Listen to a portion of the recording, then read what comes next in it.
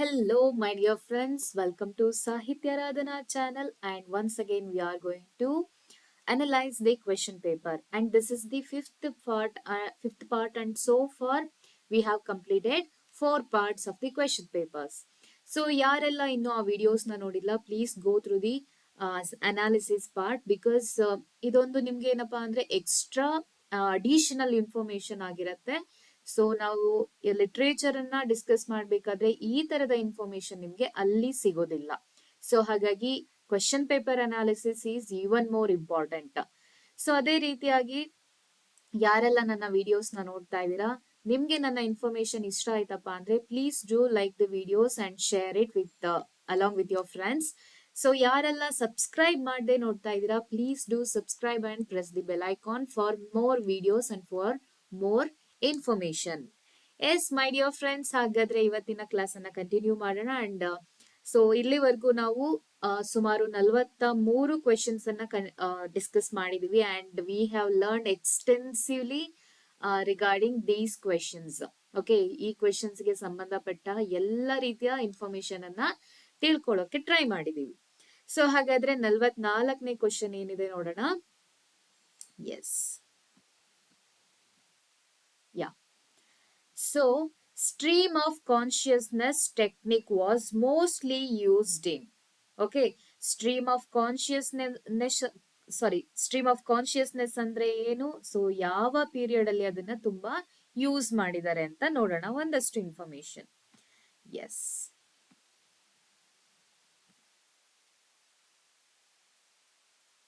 Yeah, this is the answer. So, stream of consciousness is a literary technique.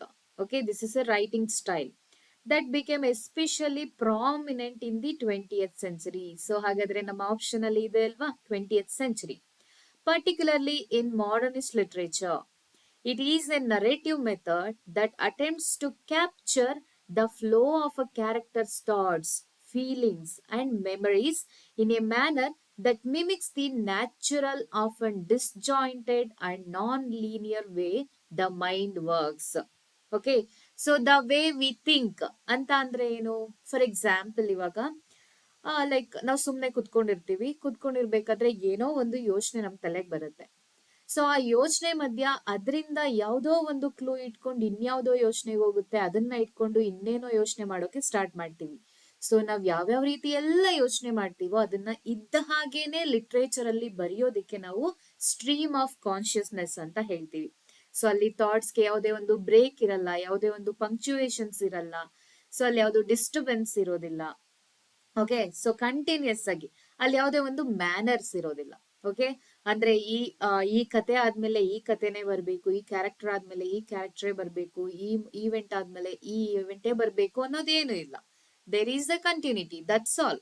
Okay, non linear means that is the thing. Okay, like there is no systematic way of thinking ಅಲ್ವಾ. So disjointed, non linear way the mind works. This technique seeks to depict the inner workings of a character's mind, sometimes without traditional structure. Okay, so traditional structure andreno nanagle helde, there is a systematic way of narration. Okay, so for example, protagonist is started her life like this, after that this event happened, after that this, so like that. Okay, so ಆ ರೀತಿಯಾದಂತಹ traditional structure ಇಲ್ಲಿ ಇರೋದಿಲ್ಲ. ಓಕೆನಾ, punctuations or logical progression. Okay, so ಈ ರೀತಿಯಾದಂತಹ ಯಾವುದೇ ಒಂದು systematic way of narration stream of consciousness ಅಲ್ಲಿ ಇರೋದಿಲ್ಲ. So we can't expect systematic narration there. Okay, so ಯಾವ್ದೋ ಒಂದು ಕ್ಯಾರೆಕ್ಟರ್ ಸಡನ್ ಆಗಿ ಬರುತ್ತೆ, ಏನನ್ನೋ ಯೋಚನೆ ಮಾಡ್ತಾ ಇರುತ್ತೆ, ಆ ಯೋಚನೆ ಮಾಡ್ತಿರುವಂತ ಥಾಟ್ಸ್ ಗಳನ್ನ ಅದೇ ರೀತಿಯಾಗಿ ರೈಟರ್ ಬರಿತಾ ಹೋಗ್ತಾರೆ. So that is what stream of consciousness. I hope you understand it clearly.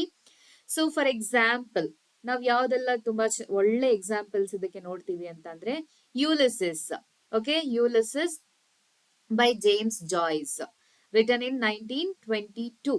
So it comes in 20th century, of course, in modernist era.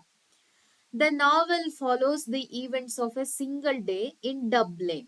Okay, focusing on Leopold Bloom. So protagonist Leopold Bloom Stephen Dadulus, important characters, Stephen Dadulus and others. Okay, so important characters na the way they think same ಅದೇ ರೀತಿಯಾಗಿ ಇಲ್ಲಿ ಬರ್ದಿರುವಂತದ್ದು. Much of the narrative occurs within the characters' minds as they process their daily experiences. The novel's final chapter featuring Molly Bloom. Okay, so Leopold Bloom's wife, Molly Bloom's soliloquy. Okay, last chapter ಯಾವ್ದ್ರಿಂದ ಕೂಡಿದೆ soliloquy ಕೂಡಿದೆ. Soliloquy ಅಂತಂದ್ರೇನು the character talks herself or himself, captures the flow of her thoughts, often without punctuations. Okay, these are all features of stream of consciousness. Okay, please do note those points. As she reflects on her life, her feelings, and her marriage. See, there is a quotation. Yes, because he never did a thing like that before, as asked to get his breakfast in bed with a couple of eggs. See, there is no punctuation in between.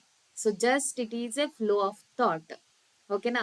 So ಅದೇ ರೀತಿ next Mrs. Dalloway by Virginia Woolf 1925. The novel takes place over the course of a single day. So usually stream of consciousness ಕತೆಗಳು ಬರೋದು single day ಅಥವಾ ಕಡಿಮೆ ಸಮಯದಲ್ಲಿ and follows Clarissa Dalloway as she prepares for a party. Okay, Mrs ಡಾಲೋವೆನಲ್ಲಿ the whole book is full of preparation. How does she prepare a party. Clarissa Dalloway. In between her past life, her present life are mixing. Okay, means her thoughts. Her thoughts ಯಾವ ರೀತಿಯಾಗಿ mix ಆಗ್ತಾ ಹೋಗುತ್ತೋ ಆ ರೀತಿ ಕತೆ ಹೋಗ್ತಾ ಹೋಗುತ್ತೆ. While also diving into the consciousness of other characters like Septimus Warren Smith. This is also one of the important character, a war veteran struggling with mental health. Okay, so this is post-war narration. ಅವನು ಯಾವ ರೀತಿಯಾಗಿ war ಅಲ್ಲಿ participate ಮಾಡಿರ್ತಾನೆ, ಅದರಿಂದ ಯಾವ ರೀತಿಯಾಗಿ disturb ಆಗಿರ್ತಾನೆ. Usual ಆಗಿ modern writers, okay, so like Virginia Woolf's ಕಥೆಗಳಾಗಿರ್ಬೋದು ಅಥವಾ ಜೇಮ್ಸ್ ಜಾಯ್ಸ್ ಇರ್ಬೋದು, ಸೊ ಅದರ್ ವಿಲಿಯಂ ಫಾಕ್ನರ್ ಆಗಿರ್ಬೋದು. So all these narration are after the war, ಆಯ್ತಾ. First war and second war ಆದ್ಮೇಲೆ ಯಾವ ರೀತಿಯಾಗಿ ವರ್ಲ್ಡ್ ಚೇಂಜ್ ಆಯ್ತು, how the human beings are started to behave, or how the relationships are going between human beings. ಈ ರೀತಿಯಾದಂತ ಕಥೆಗಳನ್ನ ಬರಿತಾ ಹೋಗ್ತಾರೆ. That to in stream of consciousness means they are mentally disturbed by the social changes. Okay, so next work, To the Lighthouse by Virginia Woolf. This is also one of the important works. Okay, 1927. The novel is concentrated around the Ramsay family and their visits to the Isle of Skye. Okay, so this is also one of the important places in that novel in Scotland. Virginia Woolf delves deeply into the minds of these characters, exploring their thoughts about family, time, and personal ambitions. Okay, so this novel has three parts. Adralli, okay, window anta barutte, time passes anta barutte, to the lighthouse anta barutte. Okay, so adralli, ee ಮೂರು part alli time passes is very important. Time passes section which shows how time impacts both the house and the characters in a fragmented stream like narrative. Okay, time ಅನ್ನೋದು ಯಾವ ರೀತಿಯಾಗಿ personal ಲೈಫ್ಗೆ affect ಮಾಡಿರುತ್ತೋ ಅದೇ ರೀತಿ ಮನೆ. Okay, for example they have a house in Isle of Skye. Okay, before the war how the house is and after the war how the house is ಅನ್ನೋದನ್ನ ತೋರಿಸ್ತಾ ಹೋಗ್ತಾರೆ. So before war ತುಂಬಾ ಚೆನ್ನಾಗಿರುತ್ತೆ house, ಅಲ್ಲಿಗೆ ಅವರು visit ಮಾಡಿರ್ತಾರೆ. They used to spend time there. Okay, so war ಆದ್ಮೇಲೆ ಏನಾಗಿರುತ್ತೆ, ಮಿಸಸ್ ರಾಮ್ಸೆ ಸತ್ತೋಗಿರ್ತಾರೆ. So at the same time ಮನೆನೂ ಕೂಡ ಏನಾಗ್ತಾ ಇರುತ್ತೆ, it was in the verge of decay. Okay, so ಅದನ್ನೆಲ್ಲವನ್ನ ಇನ್ ಡೀಟೇಲ್ ಆಗಿ ತೋರಿಸಿದ್ದಾರೆ Virginia Woolf. So next, the sound and the fury by William Faulkner. This is also written in 1929, published in 1929. The novel presents the decline of the Campen family in the south. Campson. Campson. And its narrative is divided into four sections, each told from different perspectives, including that of Benji. Okay, Benji is a mentally disabled character. So, see, narrator is concentrating on the character's mind, that too disturbed and disabled mind. Okay, so ಹಾಗಾದ್ರೆ ಅವರ narration ಯಾವ ರೀತಿಯಾಗಿ ಇರಬಹುದಲ್ವಾ? So next important work andre Portrait of the Artist as a Young Man by James Joyce. Once again, James Joyce, 1916. This semi-autobiographical, see this is semi-autobiographical novel follows the development of Stephen Daedalus. It is like a historical character Stephen Daedalus from childhood to young adulthood as he struggles with his identity and place in the world. Okay, this is also following the mind of Stephen Daedalus. Next now, As I Lay Dying by William Faulkner ಆಗಿರ್ಬೋದು. Next the waves by Virginia wolf. So ಹಾಗಾದ್ರೆ ಈ ಮೂರೂ ಜನ writers ನಮಗೆ stream of consciousness ಅಲ್ಲಿ ತುಂಬಾ important ಆಗ್ತಾ ಹೋಗ್ತಾರೆ ಅಂತ ಗೊತ್ತಾಯ್ತು. ಸೊ ನೀವು ಇವರ ನಾವೆಲ್ಸ್ ಆಗಿರ್ಲಿ, ಇವ್ರದ್ದು ಯಾವುದೇ ವರ್ಕ್ಸ್ ಆಗಿರ್ಲಿ, ನೀವು ಯಾವ ಪರ್ಸ್ಪೆಕ್ಟಿವ್ ಇಂದ ಓದ್ಬೇಕಾಗತ್ತೆ, ಯಾವ ಪಾಯಿಂಟ್ಸ್ ಗಳನ್ನ ನೋಡ್ಕೋಬೇಕಾಗತ್ತೆ ಅನ್ನೋದು ಗೊತ್ತಾಯ್ತಲ್ವಾ? ಸೊ ನೆಕ್ಸ್ಟ್ ಕ್ವೆಶನ್ ಅನ್ನ ನೋಡೋಣ. ಸೊ ಹಾಗಾದ್ರೆ ಸ್ಟ್ರೀಮ್ ಆಫ್ ಕಾನ್ಶಿಯಸ್ನೆಸ್ ಯಾವ ಪೀರಿಯಡ್ ಅಲ್ಲಿ ಫೇಮಸ್ ಆಯ್ತು? 20th century. So option A is the answer. 20th century fiction. ನೋಡಿ ಅಲ್ಲಿ ಫಿಕ್ಷನ್ ಅಂತಾನು ಕೂಡ ಸ್ಪೆಸಿಫಿಕ್ ಆಗಿ ಕೊಟ್ಟಿದ್ದಾರೆ. You have to concentrate on each and every genre to. Next question. Caxton's printing press was established in 1485, 1475, 1465 and 1495. Actually ಇಲ್ಲಿ ಯಾವುದೂ ಸರಿಯಾದ ಉತ್ತರ ಇಲ್ಲ, ಬಟ್ ನಾವೇನ್ ಮಾಡ್ಬೇಕು, ಅಪ್ರಾಕ್ಸಿಮೇಟ್ ಡೇಟ್ ಅನ್ನ ಇಲ್ಲಿ ತಗೊಳ್ಬೇಕಾಗತ್ತೆ. ಯಾಕೆ ಅಂತಂದ್ರೆ Caxton established his printing press in 1476 exactly, but ಇಲ್ಲಿ 1475 ಅಂತ ಕೊಟ್ಟಿರೋದ್ರಿಂದ ನಾವು ಆಪ್ಷನ್ ಬಿ ಅನ್ನ ತಗೋಬೇಕಾಗತ್ತೆ. ಸೊ ಒಂದಷ್ಟು ಎಕ್ಸ್ಪ್ಲನೇಷನ್ ನೋಡೋಣ ಇದರ ಸಂಬಂಧಪಟ್ಟ ಹಾಗೆ. Yes, option B is the answer. Caxton's printing press was established in 1476 in England. His press was set up in Westminster. Okay, place is also important. And he is known for printing the first book in English. Okay, English alli print ಮಾಡಿದ first book, which was a collection of, see, ಯಾವ book ಹಾಗಾದ್ರೆ? The Canterbury Tales by Chaucer, along with Lydgate and Gower. So he also printed the books by Lydgate and Gower. So there are few points you have to note down. Okay. So ಯಾವ book ಅವರು first print ಮಾಡಿದ್ದು, ಯಾವ date ಅಲ್ಲಿ first print ಮಾಡಿದ್ದು, ಎಲ್ಲಿ ಅವರು first establish ಮಾಡಿದ್ದು. So Chaucer ಜೊತೆಗೆ ಇನ್ನ ಮಿಕ್ಕ ರೈಟರ್ಸ್ ಯಾರ್ದು ಇವರು ವರ್ಕ್ಸ್ ಗಳನ್ನ ಯೂಶಲ್ ಆಗಿ ಪ್ರಿಂಟ್ ಮಾಡಿದ್ರು. Actually he had more compassion for French language. Okay, so French ಅಲ್ಲೂ ಕೂಡ ಒಂದಷ್ಟು ರಿಸರ್ಚ್ ಅನ್ನ ಮಾಡ್ತಾರೆ Caxton along with English. Next question. So ಹಾಗಾದ್ರೆ option B is the answer for this question. Next question is the theory that suggestion is the soul of poetry was established by. So this is Indian writing. Bharata, Kuntaka, Anandavardhana, Manoratha. ಹಾಗಾದ್ರೆ ಈ 4 ಜನರಲ್ಲಿ ಯಾರು suggestion is the soul of poetry ಅಂತ ಹೇಳಿದ್ದು? Suggestion is the soul of poetry. So let's see some of the information regarding the question. Yes, 46. The theory that suggestion is the soul of poetry was established by Anandavardhana. Okay, so ಹಾಗಾದ್ರೆ answer ಯಾವ್ದಾಗುತ್ತೆ?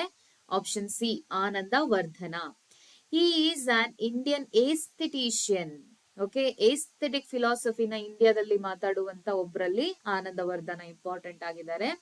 And literary theorist from the 9th century. See, ಯಾವಾಗ ಮಾತಾಡಿರೋದು ಅವರು? 9th centuryನಲ್ಲಿ. He is best known for his work Dhvanyaloka, which means in English the light of suggestion, where he introduces the concept of dhvani or suggestion. According to him, the essence of poetry lies in its ability to suggest deeper, unspoken meanings beyond the literal or expressed words. Means, for example, we are going to express some words in poetry. Okay, ನೀನು ಎಷ್ಟು ಸುಂದರವಾಗಿದ್ದೆ ಎಂದರೆ ಆ ಏನು ತೋಟದಲ್ಲಿ ಕಾಣುತ್ತಿರುವ ಗುಲಾಬಿಯಷ್ಟೇ ಸುಂದರ. Okay, ನನಗೆ poetry ಬರೆಯೋಕ್ ಬರಲ್ಲ, still ಒಂದಷ್ಟು ವರ್ಡ್ಸ್ ಗಳನ್ನ ಎಕ್ಸಾಂಪಲ್ ಆಗಿ ಕೊಡ್ತಾ ಇದ್ದೀನಿ. ಸೊ ಗುಲಾಬಿಯಷ್ಟು ಸುಂದರ ಅಂದ್ರೆ ಆ ಸುಂದರ ಯಾವುದು? Okay, that is unspoken beauty. So ನಮ್ಗೆ ಗೊತ್ತಿಲ್ಲ ಆ ಗುಲಾಬಿ ಎಷ್ಟು ಸುಂದರವಾಗಿ ಕಾಣಿಸ್ತಾ ಇದೆ ಅಂತ. Just we are giving a comparison. So ಇಲ್ಲಿ ಇವರು ಹೇಳ್ತಿರೋದೇನು ಅಂದ್ರೆ Anandavardhana, so that unspoken beauty, that is the suggestion, that is the dhvani. Okay, so ಆ ಧ್ವನಿಯನ್ನ ಕೊಡೋದೆ ಯಾವ್ದಾಗಿರತ್ತೆ? ಪೊಯಿಟ್ರಿ ಆಗಿರತ್ತೆ. The essence of poetry lies in its ability to suggest deeper unspoken meanings. Okay, so ಎಲ್ಲಿ ಇರುತ್ತೆ ಅದರ ಪೋಯಟ್ರಿಯ ಒಂದು ಪದ್ಯ ಅಥವಾ ಸಾಹಿತ್ಯದ ಒಂದು ಮುಖ್ಯವಾದ ವಸ್ತು ಎಲ್ಲಿರುತ್ತೆ ಅಂತಂದ್ರೆ ಡೀಪರ್ ಮೀನಿಂಗ್ ಅಲ್ಲಿ ಇರುತ್ತೆ. So we have to dig deeper deeper and deeper. Okay, then only we can understand. That is what aesthetics. We can only experience, we can't express it through the words.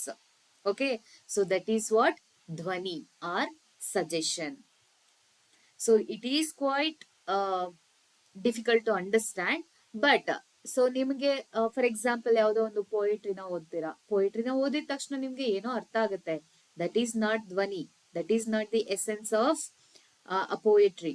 Okay, so the deeper meaning, unspoken meaning of the poetry is the suggestion or dhvani or the essence of poetry. That is what Anandavardhana is talking here.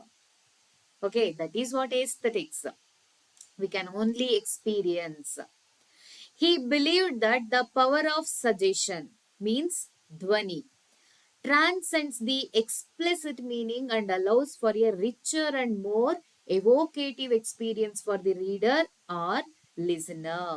For example, you are understanding my words in different way, and I have mentioned the words here in different way.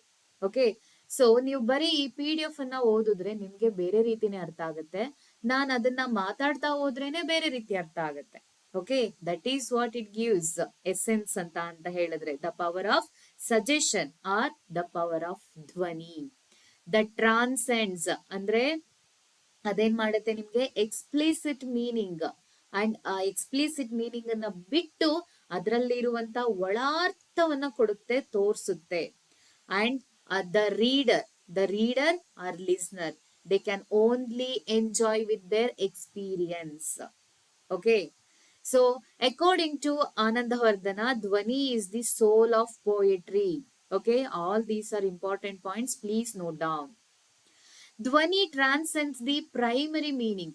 So for example, ಕಾಲ್ರಿಡ್ಜ್ ಮಾತಾಡ್ತಾ ಹೋಗ್ತಾರೆ primary secondary imagination ಅಂತ. ಅದೇ ರೀತಿ ಇಲ್ಲಿ ಆನಂದವರ್ಧನ ಕೂಡ ಅವರು primary secondary meanings ಗಳನ್ನ ಹೇಳ್ತಾ ಹೋಗ್ತಾರೆ. ಓಕೆ, dhvani transcends the primary meaning ಅಂದ್ರೆ literal or expressed meaning. For example ನಾನು ಇಲ್ಲಿ ಕೊಟ್ಟಿರುವಂತಹ ವರ್ಡ್ಸ್ ಗಳು, ಇಲ್ಲಿ ಕೊಟ್ಟಿರುವಂತಹ ಸೆಂಟೆನ್ಸ್ ಗಳು ಅದೇನಾಗಿರುತ್ತೆ primary meaning. And latent meaning, latent means implied meaning, ಒಳಾರ್ಥ, to evoke a third level of meaning. Okay, so after I expressed through my words, through my dhvani, then you understand it. Whether you understand or not, somehow you will understand in your own way. Okay, that is what third level of meaning. ಅಂದ್ರೆ ನಾನಿಲ್ಲಿ ಬರೆದಿರುವಂತಹ ಪದಗಳೇ ಬೇರೆ. Okay, so ನಾನು ಅದನ್ನ explain ಮಾಡಿ describe ಮಾಡಿ ಹೇಳ್ಬೇಕಾದ್ರೆ ನಿಮ್ಗೆ ಅರ್ಥ ಆಗುವಂತ ರೀತಿಯೇ ಬೇರೆ. So when you ponder over these words and my explanation, you will understand in a different way. That is what third level of meaning. The suggested meaning, third level of meaning ಅಂದ್ರೆ ಅದೇ ಧ್ವನಿ ಆಗಿರುತ್ತೆ. Means suggested meaning means inner meaning, unspoken words. Aesthetic is lies here, which is more powerful and evocative because we can experience it through our experience only. He classifies ಧ್ವನಿ into three types.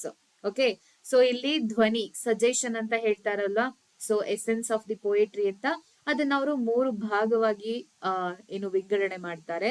ವಸ್ತು ಧ್ವನಿ, ಅಲಂಕಾರ ಧ್ವನಿ, ರಸಧ್ವನಿ, three types. Okay, so ವಸ್ತು ಧ್ವನಿ ಅಂದ್ರೆ ಏನು ಹಾಗಾದ್ರೆ? The suggestion of ideas or themes. Okay, the suggestion ಅಥವಾ the dhvani of ideas or themes. For example, love ಅಂತ ಇಟ್ಕೊಳ್ಳಿ. So that is idea, that is a theme. The literal meaning conveys one thing, while a deeper meaning suggests an underlying concept or idea. For example, what does it mean, love, according to us? Love is it has different meaning according to us. ಆಯ್ತಾ? So ಅದೇ love ಅನ್ನೋ ಪದಕ್ಕೆ philosopher ಪ್ರಕಾರ ಬೇರೆ ಅರ್ಥ ಇರುತ್ತೆ ಅಲ್ವಾ, ಅದರ ಒಳಾರ್ಥವೇ ಬೇರೆ ಇರುತ್ತೆ. ಸೊ ಗ್ರೇಟ್ ಗ್ರೇಟ್ ಪೋಯಟ್ಸ್ ಹೇಳ್ತಾ ಹೋಗ್ತಾರೆ, ಲವ್ ಅಂತ ಅಂದ್ರೆ ಕೇವಲ ಒಬ್ಬರನ್ನ ಒಬ್ರು ನೋಡಿ ಏನು ಪ್ರೀತಿಸುವಂತದ್ದಲ್ಲ. ಫಾರ್ ಎಕ್ಸಾಂಪಲ್, ಜಾನ್ ಡನ್ ಅಂತಾನೆ ಇಟ್ಕೊಳ್ಳಿ. ಜಾನ್ ಡನ್ ಸಾನೆಟ್ಸ್ ಅಲ್ಲಿ ಅವನು ತನ್ನ ಪ್ರಿಯತಮೆ ಬಗ್ಗೆ ಮಾತಾಡ್ತಾ ಹೋಗ್ತಾನೆ ಅಲ್ವಾ. ಸೊ ಅದು aestheticism.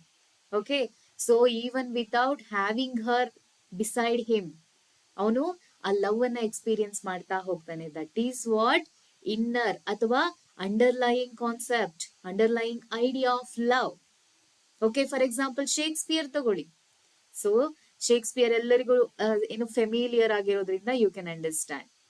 Okay, so he has written like almost 154 sonnets. So 154 sonnets ಅಲ್ಲಿ ತನ್ನ ಫ್ರೆಂಡ್ಶಿಪ್ ಏನು ತನ್ನ ಫ್ರೆಂಡ್ಗೋಸ್ಕರ ಫ್ರೆಂಡ್ಶಿಪ್ ಬಗ್ಗೆ ಪೋಯಿಟ್ರಿನ ಬರೀತಾ ಹೋಗ್ತಾನೆ. So what does it mean friendship?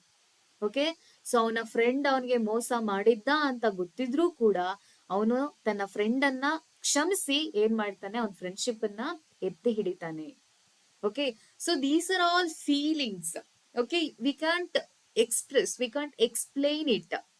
ಓಕೆನಾ? I hope this is understandable theory. Okay, through these examples. Next, alankara dhvani. So first ಯಾವುದು? ವಸ್ತು ಅಂದ್ರೆ ವಿಷಯ ವಸ್ತು ಅಂತ ಅರ್ಥ, ಐಡಿಯಾ ಅಥವಾ ಥೀಮ್. ಸೊ ಇದಕ್ಕೆ ನಾನು ಎಕ್ಸಾಂಪಲ್ ಕೊಟ್ಟಿದ್ದು ಲವ್ ಅಂತ ಇಟ್ಕೊಳ್ಳಿ, theme. Alankara dhvani, the suggestion of figures of speech or artistic embellishment. Artistic embellishments means the way we are going to decorate those words. Okay, decorate the feeling of love with words, that is figures of speech. So ನಾವು ಒಂದು ಪದ್ಯವನ್ನ ಬರಿಬೇಕಾದ್ರೆ figures of speech ಅನ್ನ use ಮಾಡ್ತಾ ಅದನ್ನ ನಾವೇನ್ ಮಾಡ್ತೀವಿ, ಇನ್ನಷ್ಟು ಶ್ರೀಮಂತಗೊಳಿಸ್ತಾ ಹೋಗ್ತೀವಿ. That is what alankara dhvani. The beauty lies in how something is said rather than what is said. So for example, ನನಗಿವಾಗ ಲವ್ ಬಗ್ಗೆ ಯಾವುದೇ ಪೋಯಟ್ರಿನ ಹೇಳೋಕೆ ಬರ್ಲಿಲ್ಲ. So that is like what is a third class poetry ಅಂತ ಇಟ್ಕೊಳ್ಳಿ.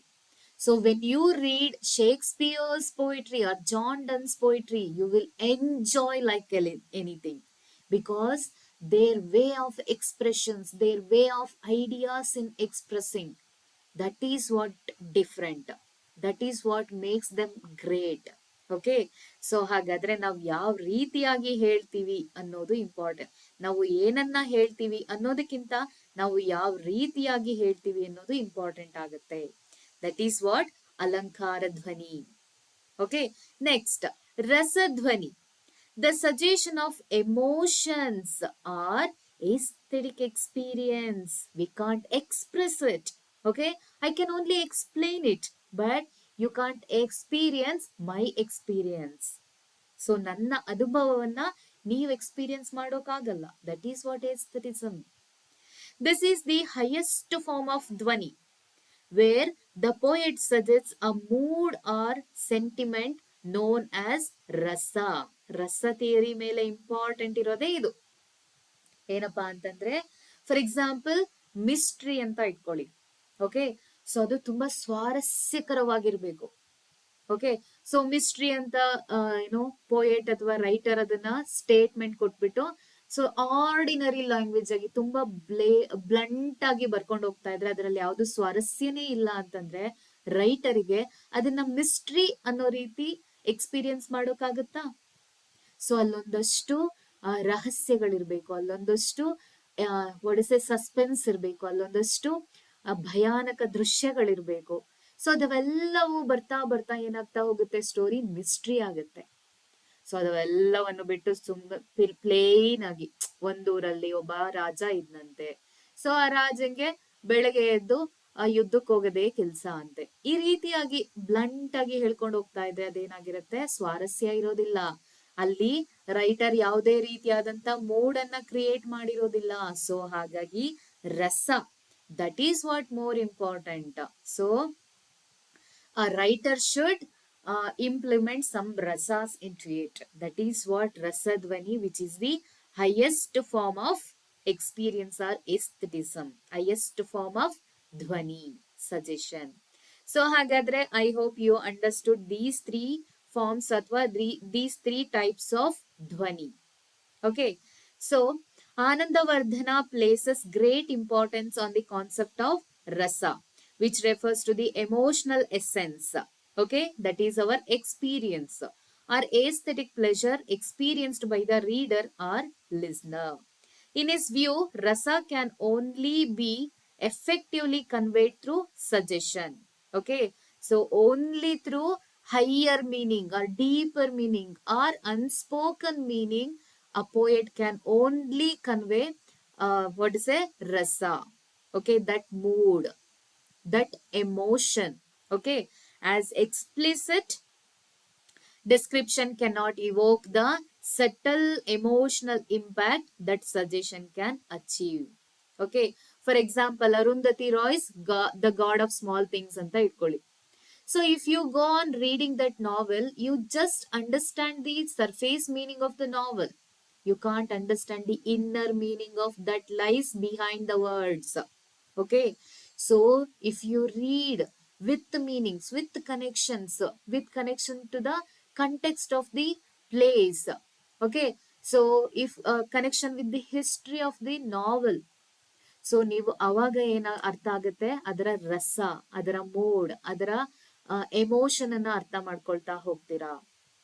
Okay, so if you can't understand that novel, if you can't understand the situation, the mood, the rasa, you can't understand the dhvani. Okay, so dhvani only leads to rasa, means that mode, that experience. I can understand that you are getting confused, but as much as possible I try to make you understand this concept. Anyways, one or two times ನೀವೇನ್ ಮಾಡ್ಬೇಕು, ಅದನ್ನ ಪದೇ ಪದೇ ಓದಬೇಕು. Examples ಜೊತೆ ಓದ್ಕೊಂಡ್ರೆ ನಿಮ್ಗೆ ಪಕ್ಕ ಇದು ಅರ್ಥ ಆಗುತ್ತೆ. Okay, so for now let it be here only, means I will explain it later in detail way. Okay, yes, ಹಾಗಾದ್ರೆ ನೆಕ್ಸ್ಟ್ ಕ್ವೆಶನ್ ನೋಡೋಣ. Yes, what is the next question? ಹಾಗಾದ್ರೆ option C is the answer. Rasa theory by Anandavardhana.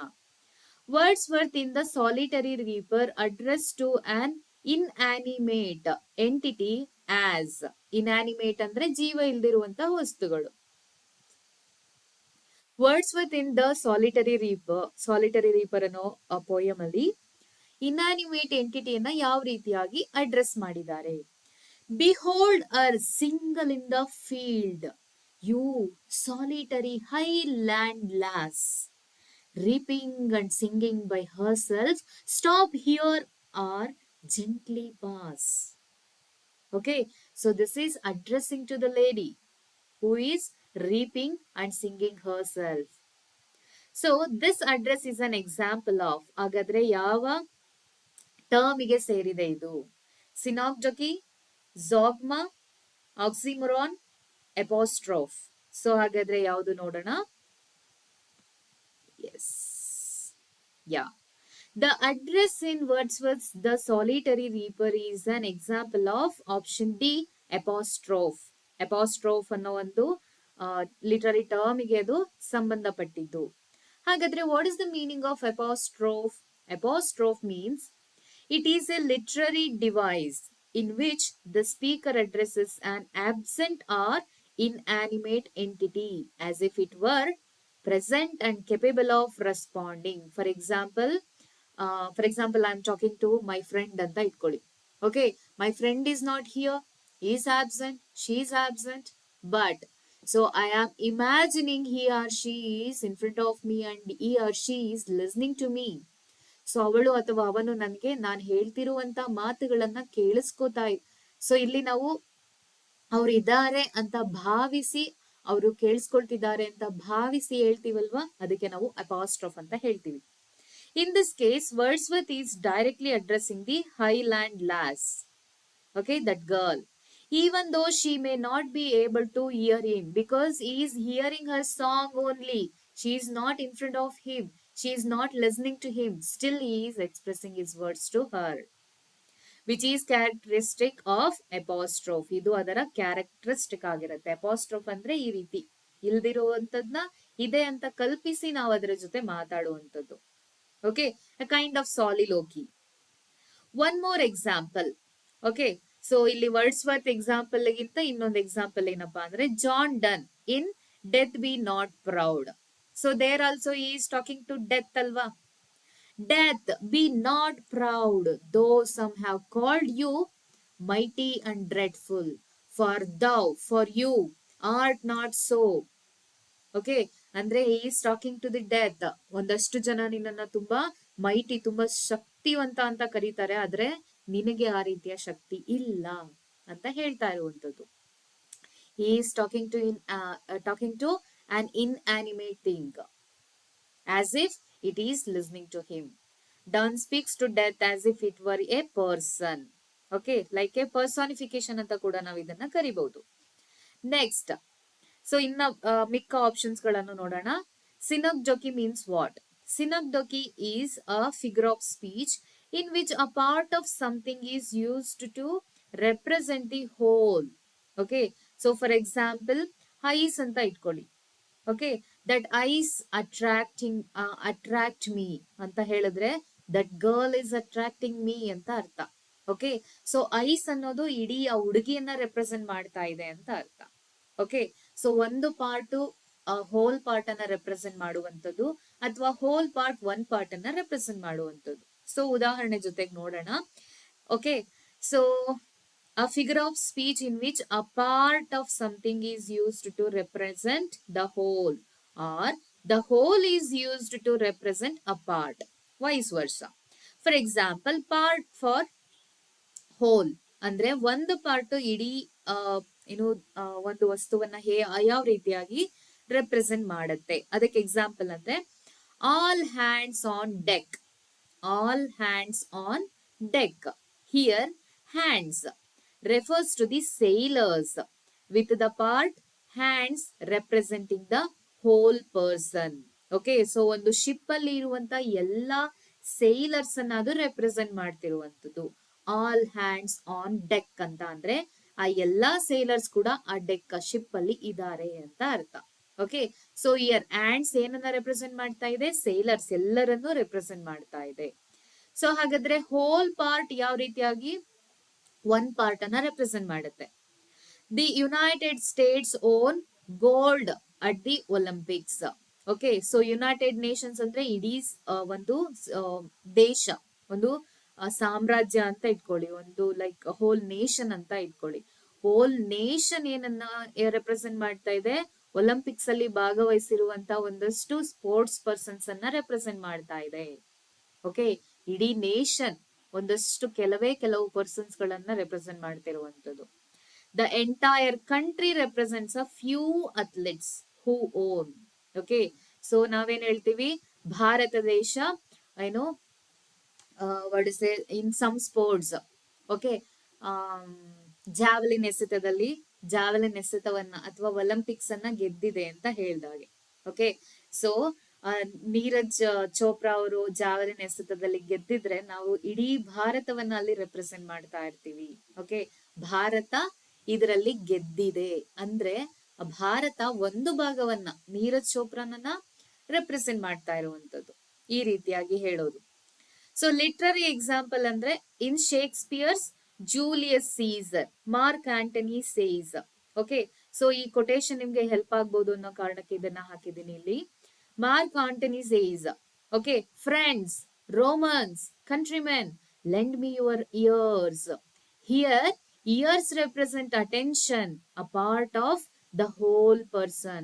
So when he was when he was attracting the people of Rome, okay, so Julius Caesar ಅಲ್ಲಿ ಏನ್ ಮಾಡಿರ್ತಾರೆ, Caesar ಅನ್ನ Brutus ಕೊಂದು ಏನ್ ಮಾಡಿರ್ತಾನೆ ಅವನು, ಇನ್ನೇನೋ ಅಧಿಕಾರಕ್ಕೆ ಬರ್ಬೇಕಾಗಿರತ್ತೆ. ಅವಾಗ ಮಾರ್ಕ್ ಆಂಟನಿ ಏನ್ ಮಾಡ್ತಾನೆ, ಇಡೀ ರೋಮನ್ನರನ್ನ ಕುರಿತು ಒಂದು ಭಾಷಣವನ್ನ ಮಾಡ್ತಾನೆ. That is famous speech. Okay, you have to look into that Mark Antony's speech. Because of that speech only so Brutus ಆ ಅಧಿಕಾರವನ್ನ ಪಡ್ಕೊಳ್ಳೋಕೆ ಆಗೋದಿಲ್ಲ. ಓಕೆ, ಮಾರ್ಕ್ ಆಂಟನಿ ಅಧಿಕಾರಕ್ಕೆ ಬರ್ತಾನೆ.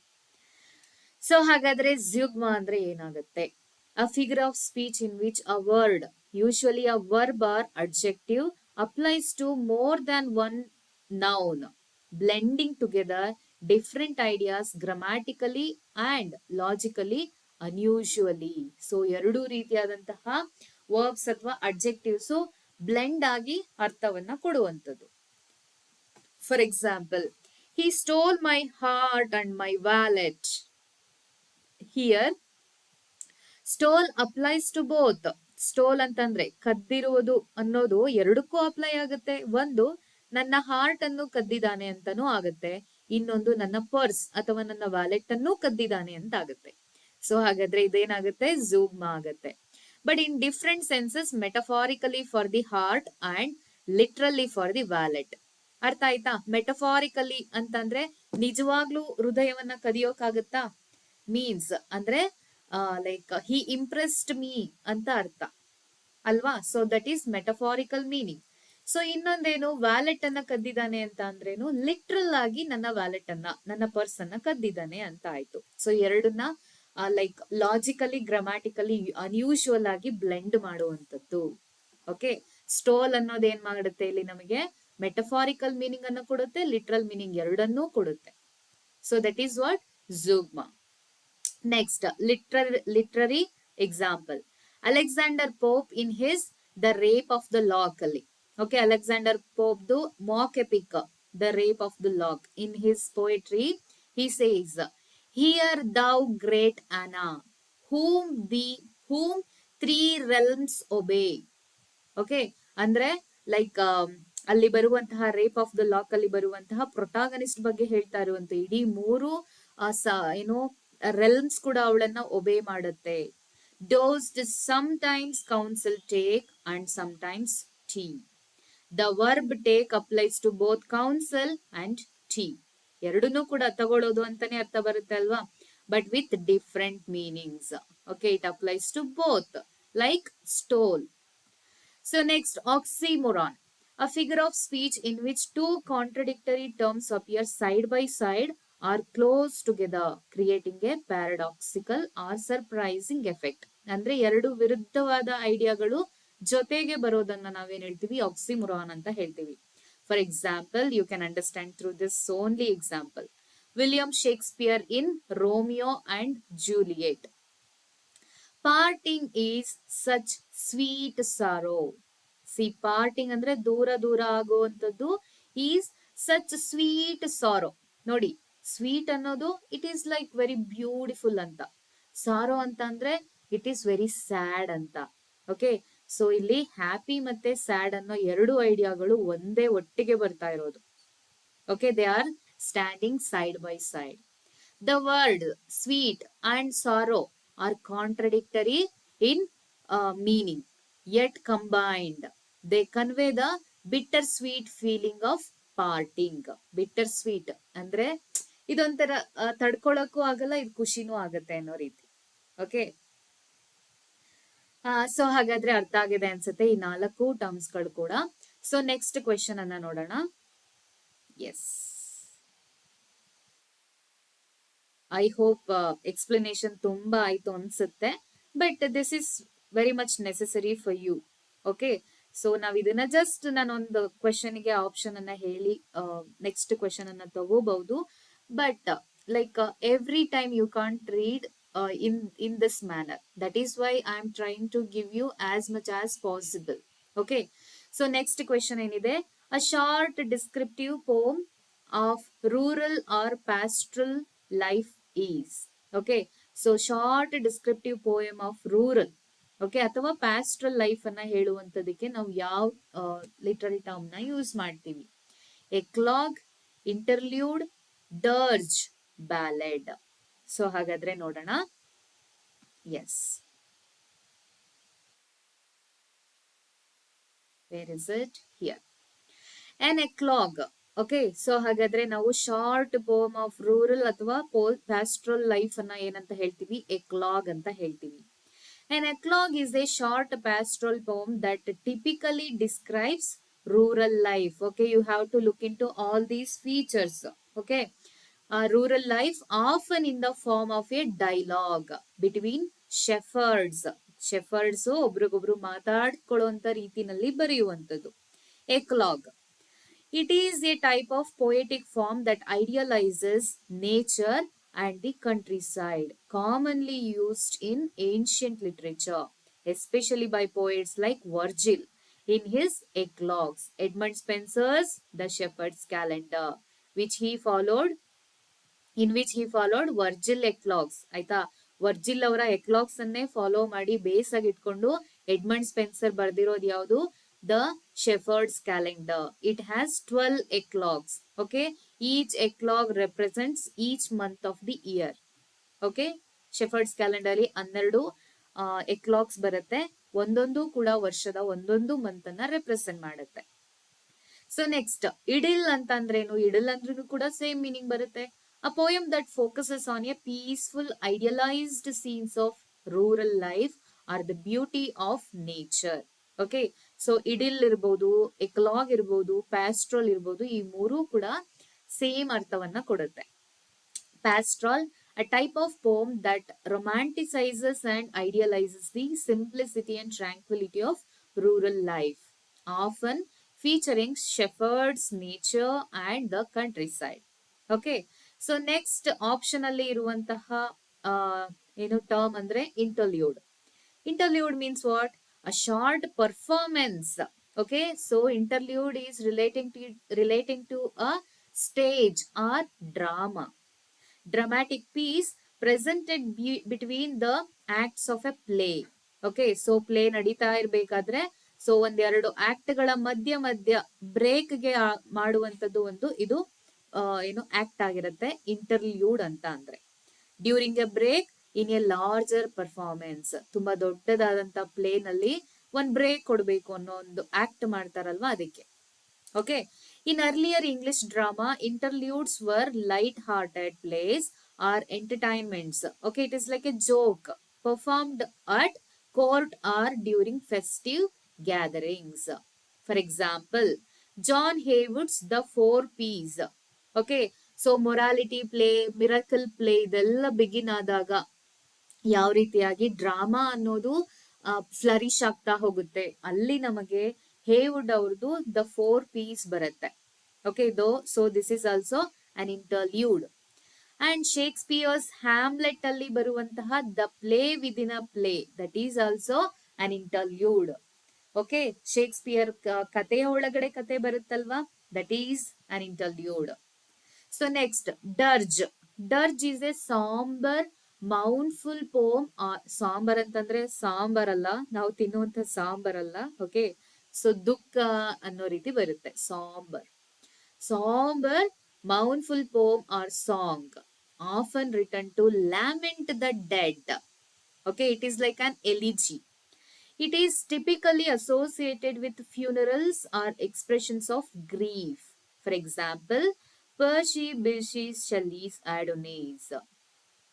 ಓಕೆ, ಸೊ ಆಡನೈಸ್ ಅನ್ನೋ ಪದ್ಯ ಇದಕ್ಕೊಂದು ಒಳ್ಳೆ ಉದಾಹರಣೆ. ತನ್ನ ಫ್ರೆಂಡ್ ನ ಕೀಡ್ಸ್ ಸತ್ತಿರೋದ್ರ ಬಗ್ಗೆ, ಅವನ್ನ ಕಳ್ಕೊಂಡಿರೋದ್ರ ಬಗ್ಗೆ PB ಶೆಲ್ಲಿ ಅವರು ಆಡೋನೈಸ್ ಅಲ್ಲಿ ಬರಿತಾ ಹೋಗ್ತಾರೆ. Okay, so next, William Shakespeare's Cymbeline. There he has given a funeral song in Cymbeline. Fear no more the heat of the sun. It is a well-known dirge from his play. Okay, so next, ballad. Ballad means a ballad is a narrative poem or song that tells a story often in a simple and direct style. Okay, this is a narrative poem. Ballad ಅಂತಂದ್ರೆ narrative poem or a song. For example, The Rime of the Ancient Mariner, okay, by Samuel Taylor Coleridge. This is a famous literary ballad telling the story of a sailor who undergoes a supernatural adventure at sea. So ನೀವು ಬೇಕಿದ್ರೆ for example ರಸ ಥಿಯರಿನ ಅರ್ಥ ಮಾಡ್ಕೋಬೇಕು ಅಂದ್ರೆ ನೀವೇನ್ ಮಾಡ್ಬೇಕು the rime of the ancient mariner ಅನ್ನ ಓದ್ಬೇಕಾಗತ್ತೆ. Okay, so for the first time you can't understand, you can only understand the surface meaning, means explicit meaning or literal meaning. So you have to understand the deeper meaning of the poetry, then you will get the supernatural adventure, supernatural mood. So that is what rasa. So next example yaudappa andre the ballad of Sir Patrick Spence. Okay, so when the genre ballad flourished, so Sir Patrick Spence ಅನ್ನೋದು ತುಂಬಾ famous ballad ಆಗಿರುತ್ತೆ. ಅಂದ್ರೆ ballad genre famous ಆದಾಗ, a traditional Scottish ballad that tells the tragic story of a sailor and his doomed voyage. Okay, so I think enough for today. So if I'm going to explain next question, it will take 1 hour again. So you can't listen, you can't watch, I know, like the whole hour.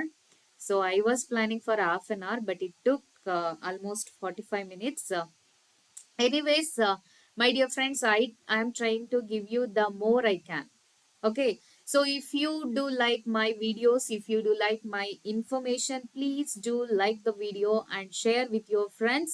And ಯಾರೆಲ್ಲ watch ಮಾಡ್ತಾ ಇದ್ದೀರಾ, please do subscribe to the channel ಅಂತ ಹೇಳ್ತಾ ನಾನು ಇವತ್ತಿನ ಕ್ಲಾಸನ್ನ ಮುಗಿಸ್ತಾ ಇದ್ದೀನಿ. And tune to the channel for more information and for more videos on literature. Thank you for watching.